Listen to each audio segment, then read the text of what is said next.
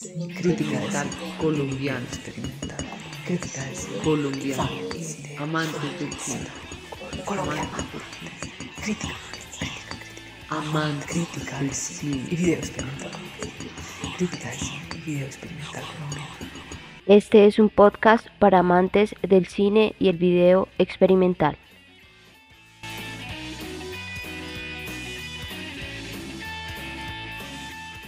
Hola, bienvenidas, bienvenides, bienvenidos.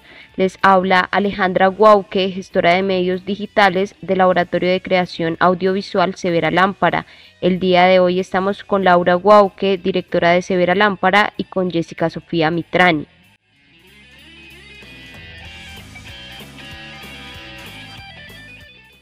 Jessica es una cineasta y artista visual barranquillera. Ha realizado estudios en Derecho y es magíster en Dirección de Teatro. Su acercamiento al cine inició trabajando con la compañía New Stage, codirigiendo performance multimedia. Ha estado involucrada en varios aspectos del cine, desde escribir un guión y hacer video hasta diseño de vestuario. Bienvenida.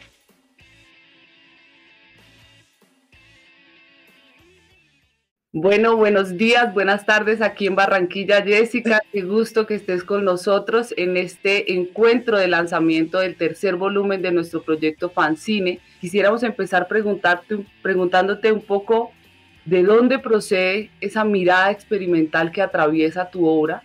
Empezamos con Rita va al supermercado, que es una obra de ficción que se permite unas licencias experimentales, estéticas y narrativas, pero luego vamos hacia video experimentales como artículos femeninos, como Mary Jane, incluso llegando hasta esta última parte de tu obra donde está esta serie crucigramista y podemos ver toda una gama de juegos experimentales, de apuestas que hay allí en tu obra. ¿De dónde procede esa mirada, Jessica?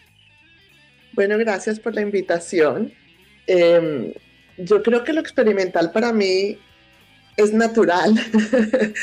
Es decir, desde Rita va al supermercado, que en esa época pues no teníamos la tecnología que tenemos hoy, desde el principio yo veía ese cortico como algo artificial, en el sentido de colores, tipo de comercial, que el set fuera muy manipulado. O sea, yo nunca me imaginé a Rita yendo a un supermercado normal, común y corriente. O sea, fue una experiencia muy interesante, muy análoga. En esta época pues poníamos, por ejemplo, gels para crear las diferentes luces. Nosotros filmamos en Super 16, después hicimos un Blow Up a 35. Entonces, y todo lo del mercado, no hubo postproducción digital para nada. O sea, nosotros pusimos, por ejemplo, manualmente, si queríamos crear, por ejemplo, todo el set amarillo, los jugos de naranja, manualmente cada una de las cosas. Luego pusimos en otra de las escenas de limpieza, por ejemplo, papel contact en el piso, y creamos un piso de ajedrez. En otro momento estaban Gustavo Turizo, María Elvira Diepa y Marco Mojica tirando burbujas por encima de la cámara. Entonces, es decir, yo quería crear un mundo de colores, un mundo, por llamarlo de una manera, amanerado. Me encantan los mundos amanerados. Entonces, esa fue la primera obra. Después hice una que no hemos mencionado, pero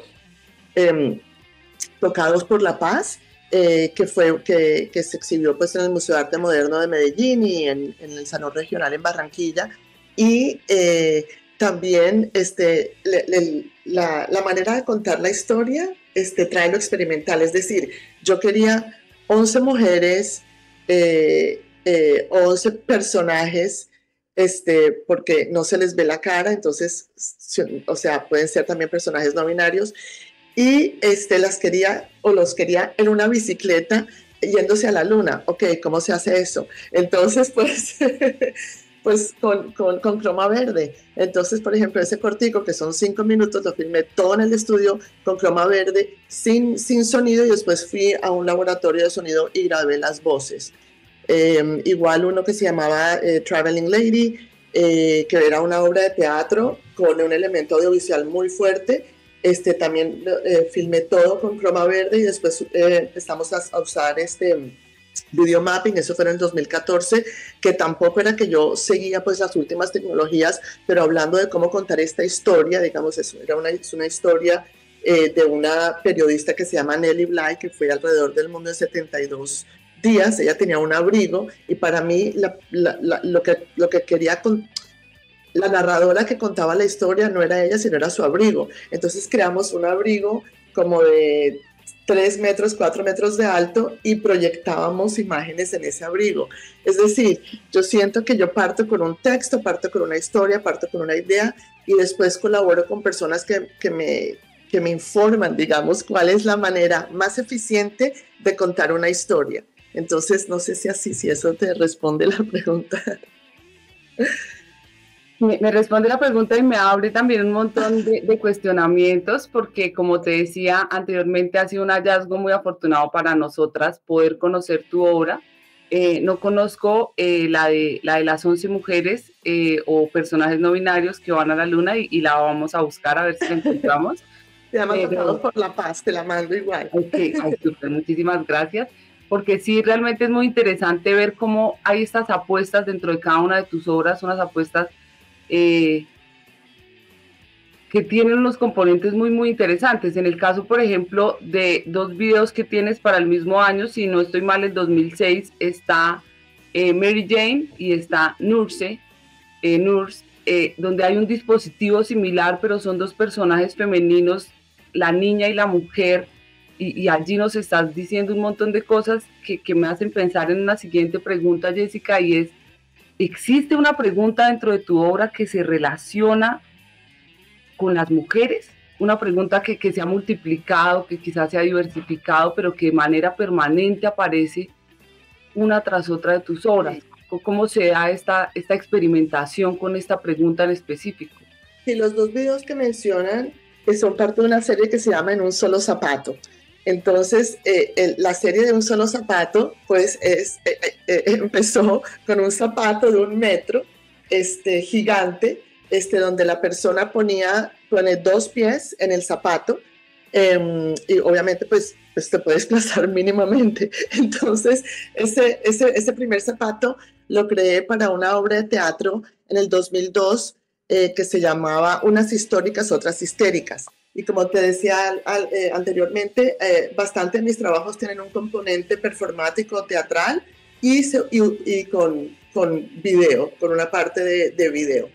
Y en esta particular obra, una obra multimedia, entonces la narradora estaba montada en ese gran zapato y era la única que podía hablar. El resto de las histéricas, pongámoslo así, solamente gesticulaban y se movían. Y yo me quedé enamorada del zapato, que lo hicimos en Barranquilla. En esa época, un amigo mío que hace 20 años, no sé, del Rodolfo Móceres, me ayudó con la planta del zapato. Se hizo un zapato talla 8, se hicieron los moldes, se hizo el zapato grande y después de ahí realicé me quedé muy interesada y entusiasmada con ese zapato. Y dije, bueno, ¿cómo podemos volver este tipo de fetiche? Porque es basado como en fetiches donde la persona está pues atada, ¿no? Y poner ese fetiche en un ámbito doméstico. Entonces ahí fue cuando se me ocurrió el Mary Jane, que se supone que es el primer zapatico que se usa cuando un bebé empieza a caminar. Hice el zapato de enfermera, entonces hice como 6 pares de zapatos distintos y cada zapatico después resultó siendo el protagonista de un mini video. Entonces, y yo siento que lo que estaba expresando era pues literalmente, ¿no? Las barreras que nos impone el género y las convenciones, las barreras que nos impone un patriarcado donde estamos literalmente pues sujetos a roles y convenciones que a veces pues nos limitan el ser, la imaginación, la creatividad. Entonces sí, yo diría que el feminismo me ha dado a mí un vocabulario maravilloso para poder articular inconformismos. O sea, yo tengo 55 años, mi generación, digamos, yo crecí con una educación donde yo no podía articular ciertas cosas y el feminismo me dio ese vocabulario. Y entonces, y yo siento que a través de eso, pues, todas las obras, digamos, aluden a qué significa ser femenino, qué significa ser mujer, qué significan las convenciones, qué significan los roles. Entonces, sí, es una pregunta que definitivamente permea toda la obra. Sí, mira que escuchándote, te adelantabas un poco a la siguiente pregunta y es esta condición que podríamos denominar transmedia de tu obra, ¿no? Entonces está la performance, está lo teatral y nos sorprendía muy, muy gratamente encontrar esta serie que está dentro de tus últimos trabajos, A Crucigramista, que está hecha precisamente para televisión y que nos recuerda un poco esos orígenes del videoarte, que precisamente quería cuestionar este aparato que en Colombia en particular hace parte de la idiosincrasia nacional y es formador de imaginarios colectivos, que es el televisor y la televisión pues pública, en el caso tanto de Brasil, que es donde está esta obra que construyes, como en el caso de Colombia. Entendemos que hay esa pregunta por la mujer, que hay esa pregunta por cómo se enuncia y cómo se construye históricamente los modos y las formas en que la mujer se mueve en la sociedad, pero también hay esta pregunta por la diversidad de medios en tu obra. ¿Cómo se concilian ambas? ¿Cómo se da esta...? Sí, es curioso porque, bueno, la invitación, digamos, para Crucigramista fue muy puntual porque yo pues nunca había trabajado para televisión y fue una invitación a hacer lo que ellos llaman píldoras culturales. Entonces la idea era de 5 minutos a 7 minutos, contenido que lo iban a repetir semanalmente.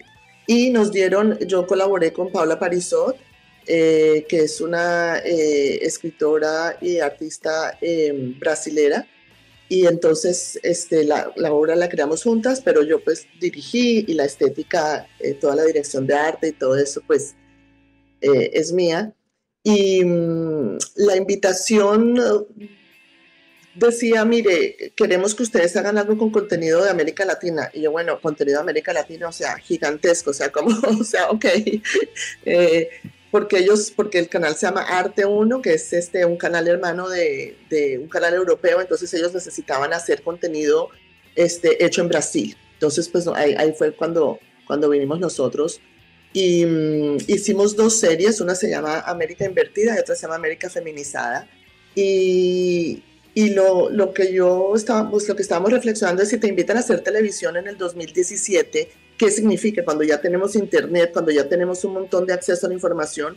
Entonces la idea es hacer esta, digamos, esta serie de imágenes y que si el espectador está en su casa y le llama la atención un nombre, una imagen, pues vaya y búsquelo. Entonces trabajamos como una especie de archivo gigante, no de una manera, no profundizamos, sino que abrimos imágenes y abrimos referencias. Esa fue la propuesta que les dimos a nosotros, al canal. Queremos abrir referencias. Y empezamos a hacer, y como tú ves, es un juego, ¿no? Es un juego de palabras, es un juego y desde el principio muy subjetivo, diciendo, mire, esto es nuestra versión de Latinoamérica en estos momentos. Y lo curioso fue que desde el 2017, que fue América Invertida, hasta la segunda serie, que fue en el 2018, 2019, ya yo tenía más vocabulario, es decir, ya la segunda serie se llama América Feminizada, ya incluí lo que se llaman cuerpos feminizados, ya incluí mucha más diversidad de artistas y es curioso como en 2 o 3 años igual yo expando mi mirada. Entonces eso me parece súper interesante, como responder a los nuevos vocabularios que nos está dando el presente, ¿no? Como para poder expresar cosas que uno ya intuía, pero que son difíciles de articular. Entonces, por eso a mí me parece tan interesante no sé, trabajar en este tipo de proyectos que son invitaciones y que responden a un momento determinado, y es bonito ver eso. Sí, para nosotros fue un gusto encontrar esta serie porque si bien tiene este componente pedagógico, no retira en ningún momento ni tu sentido del humor, ni tu visión estética que aparece y que permanentemente se renueva dentro de tu obra, y escucharte esto último sobre los vocabularios nos agrada. Yo creo que también como esta intuición que teníamos de esa pregunta que aparece de manera permanente, pero no es que se repita, sino como que se recorre de nuevas formas a partir precisamente de eso, ¿no? De esa evolución. Te pones tú en riesgo en tu obra y entonces vas creciendo con tu obra, vas cambiando, vas expandiendo esas formas de enunciar que... Sí, es que yo creo que todos somos experimentales, o sea, eso espero de seguir experimentando hasta el final. Sí, esa discusión la teníamos hace un tiempo, porque estos límites dentro de lo que se considera cine y video experimental y lo que no se considera experimental, y nos decía casualmente un maestro de la Universidad del Atlántico, si es arte es experimental, lo que no es experimental lo llamamos cine, pero no es cine, es entretenimiento, y me parece que pone en discusión algo muy interesante en relación a la creación artística y la experimentación que sí o sí la atraviesa. Sí, es interesante. Sí, yo siento que siempre estoy en la mitad, porque creo que a veces me dicen que soy muy narrativa para ser experimental y muy experimental para ser narrativa. Entonces, pues sí. Eso está muy bien, andar entre la fisura. Pues sí, toca. Jessica, te quería comentar algo a propósito de esto que nos cuentas de esta línea de indagación que atraviesa tu obra y que tiene que ver con esa construcción que se ha hecho en torno a los cuerpos de mujer, porque resulta que nosotros tomamos la decisión de que nuestro proyecto Fanzine se dirija en su tercer volumen al Caribe, por la leyenda, por el oro en la puerta de los años 50 y 60, donde hubo este boom experimental, tanto en Barranquilla como en Cartagena, y del cual pues tenemos a hoy día unas obras interesantísimas. Un boom que, por cierto, fue muy masculino. Entonces teníamos esa pregunta que se vuelve un dolor de estómago, decir, bueno, ¿dónde están las mujeres? Porque sabemos que están, nos ha pasado en anteriores volúmenes, y sabemos que la búsqueda tiene que ser mucho más instigadora, mucho más aguda, porque la historia misma permanentemente condena a las mujeres al olvido. Y encontramos a Jessica Mitrani, encontramos todo este panorama increíble de experimentaciones, pero también encontramos un movimiento que casi que hoy es un fenómeno en Barranquilla con la experimentación audiovisual, y en el que están presentes muchas mujeres, muy a diferencia de ese primer boom que hubo en los años 50, y consideramos, y quizá por eso decidimos que este volumen tenía que hacer un homenaje a Jessica Mitrani, porque de una u otra forma tú abonaste el campo para que un montón de mujeres aquí en la ciudad de Barranquilla decidiera lanzarse por esto experimental. ¿Cómo ves este movimiento en la región Caribe y en general en Latinoamérica? ¿Cómo ves esta apuesta por otras imágenes, por otras maneras de contar y de percibir la realidad? Yo pienso que mil gracias, porque pues obviamente me emociona mucho pensar que mi trabajo, ¿sabes? Le habla a las artistas y a los artistas jóvenes, y les dan como ¿sabes? Como un saludo, ¿no?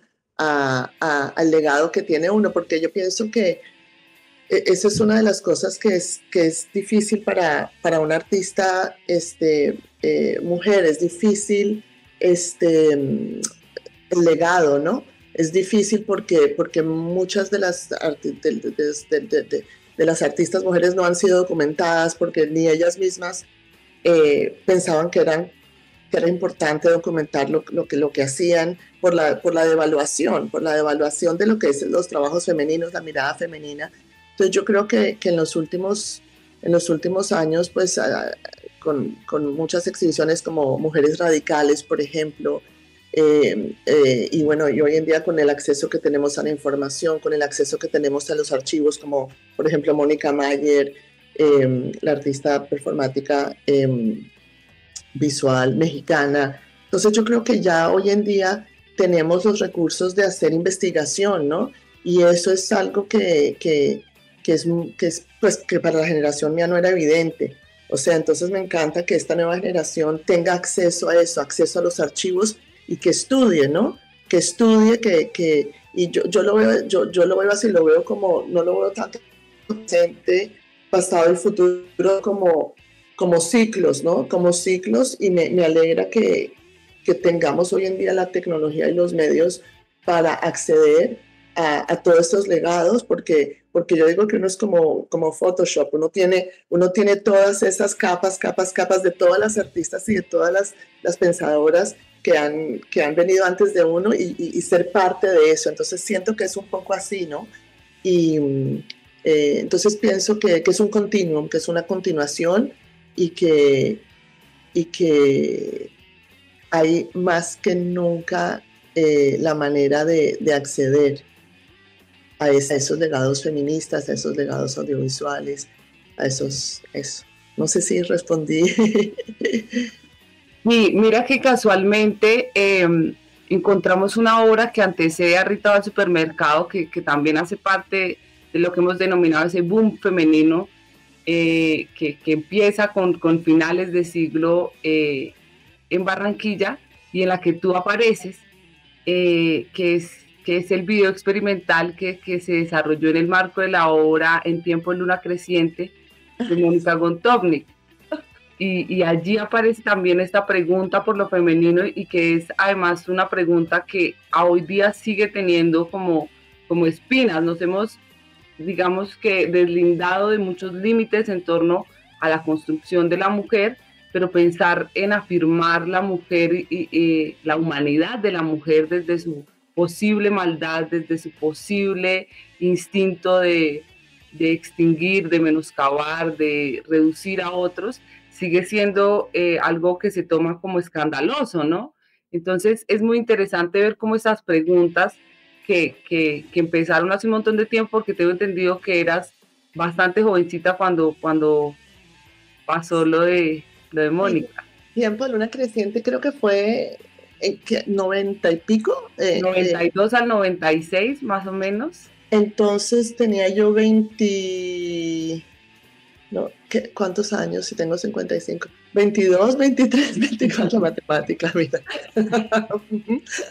La verbal, mantengamos.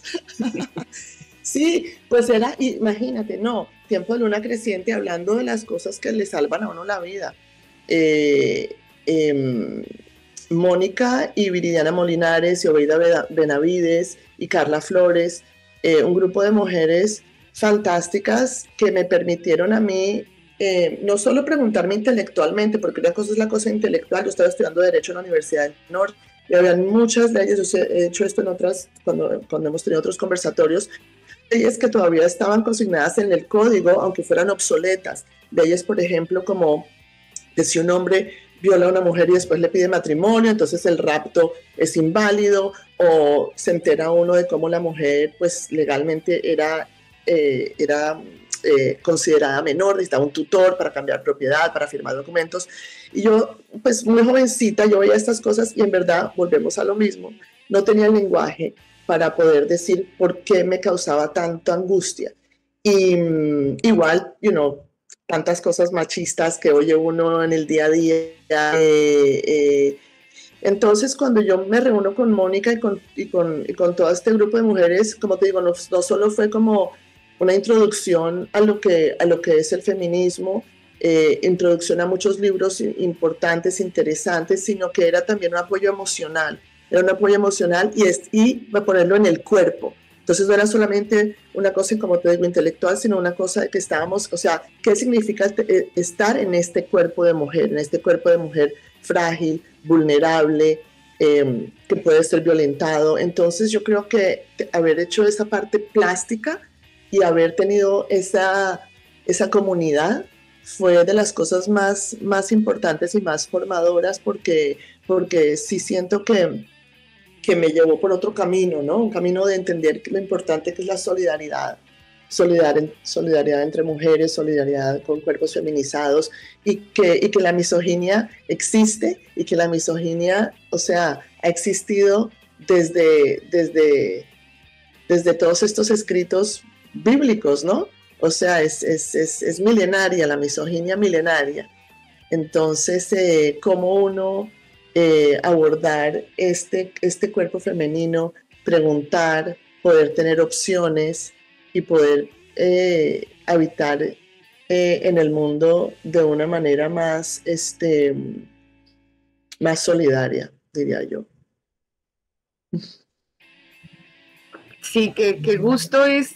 Tuvimos la oportunidad también de conversar con Mónica y lo van a poder escuchar en uno de los podcasts que aparece dentro de la publicación.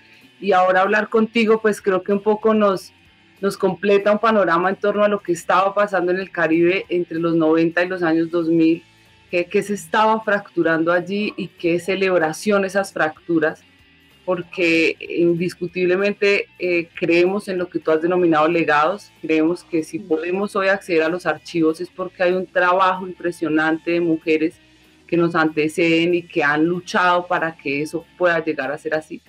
Entonces, de verdad que para Fanzine es un gusto poder contar con la presencia de estas mujeres artistas tan poderosas y que consideramos son, en el caso de tu obra, un referente para pensar el experimental en Colombia y en general en Latinoamérica, para pensar todas estas posibilidades que nos ofrece este género, esta manifestación artística.